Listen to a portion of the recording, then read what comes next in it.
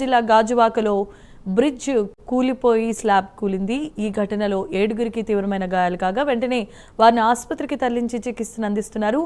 తుంగ్లాంగ్ railway bridge పనులు చేస్తూ ఉండగా ఈ ఘటన చోటు చేసుకుంది. బాధితులు బుద్ధీశ్వర్, బోస్, అజిత్, దినేష్, తుసర్, ప్రతాప్, ఉదయ్గా గుర్తించారు.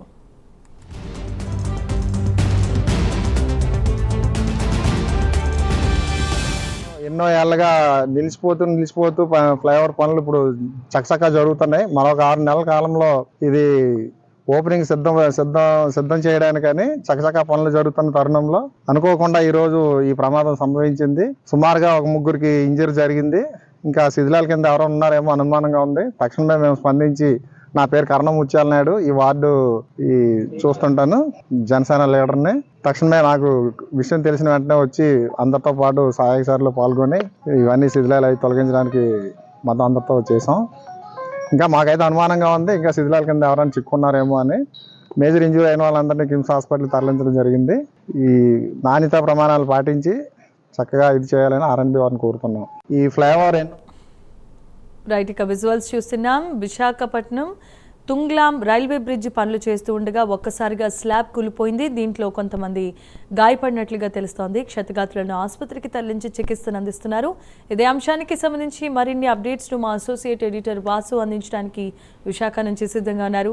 వాసు, చెప్పండి, అక్కడ జరిగిన ప్రమాదం మనకి చూస్తూ ఉంటే అర్థమవుతోంది. ఎలా ఉంది పరిస్థితి? దీనికి సంబంధించి అధికారులు ఏ విధంగా చర్యలు తీసుకోబోతున్నారు?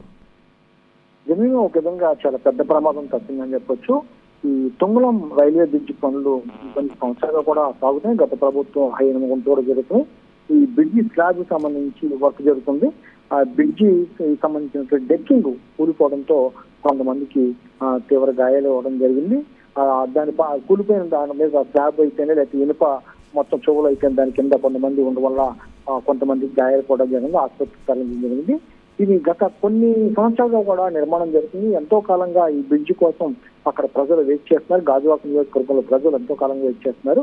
అయితే కూటమి ప్రభుత్వం వచ్చాక ఈ బ్రిడ్జి నిర్మాణం ఊపందుకుంది. మరో 6 నెలల్లో ఈ బ్రిడ్జిని ప్రారంభించాలని అతి వేగంగా పనులు కూడా చేస్తున్నారు. ఈ నియోజకవర్గంలో రాష్ట్ర టీడీపీ అధ్యక్షుడు ఎమ్మెల్యే పల్లా శ్రీనివాస్ సంబంధించిన నియోజకవర్గం కావడంతో ఈ అభివృద్ధి పనులు కూడా వేగంగా చేసి భాగంగా ఈ బ్రిడ్జి నిర్మాణం చేపడుతున్నారు. అయితే అనుకోకుండా ఈ స్లాబ్ కూలిపోవడంతో కొంతమంది బుద్ధీశ్వరు, బోసు, అజిత్, దినేష్, తుస్కర్, ప్రతాప్, ఉదయ్ అనే కొంతమంది గాయపడటం జరిగింది. అంటే ఎటువంటి ప్రమాదం లేనప్పుడు కూడా వీళ్ళందరూ కూడా ఆసుపత్రికి తరలించి ప్రాథమికంగా చికిత్స అందించడం జరిగింది.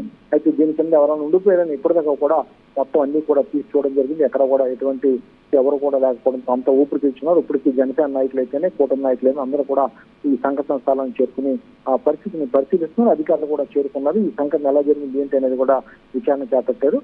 ఏదైనప్పుడు కూడా ఈ టైంలో మంచి లంచ్ టైం కావడంతో వర్క్ చేసే వాళ్ళు 3 విభాగాలకు చెందినటువంటి వర్కర్స్ అక్కడ పనిచేస్తున్నారు. ఆ టైంలో వారు ఎవరు కూడా అక్కడ లేకపోవడం వల్ల అక్కడ ఉన్నటువంటి సూపర్వైజర్ కూడా బ్రిడ్జి కూలట కొద్దిసేపు క్రితమే కిందకి రావడం, బయటకు రావడంతో పెద్ద ప్రమాదం తప్పిందని చెప్పొచ్చు.